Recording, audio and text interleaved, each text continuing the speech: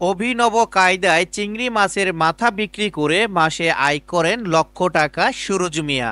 মনের জ্বালা কিরণ মালা খাইতে লাগে জবর বালা, এক গেলে খায় দুই গেলে বেলে সাবাই ওদের ভাবি খাইয়া ভাইয়ে খাইয়া ভাবির লেগে লয়ে যায় ওদের সোনামণি দিতে কি সুন্দর। আসসালামু আলাইকুম ভাই। ওয়ালাইকুম সালাম ভাই, ভালো আছেন নি ভাই? আলহামদুলিল্লাহ ভালো। ভাই কি বিক্রি করতেছেন? ভাই চিংড়ি মাছের মাথা বিক্রি করতেছি। চিংড়ি মাছের মাথা? জি। চিংড়ি মাছের মাথা কই?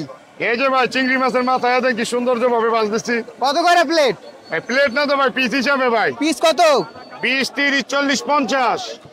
বাণিজ্য মেলা নাকি এর কি জামাই মেলা? জি ভাই জামাই মেলায়, বিন্দেলের জামাই মেলায়।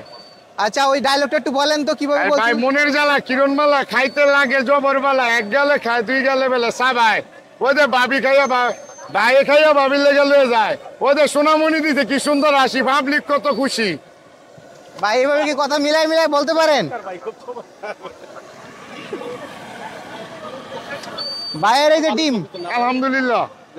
ডিম, তারপরে চিংড়ি, চিংড়ি চপ, কবির চপ, কপির চপ।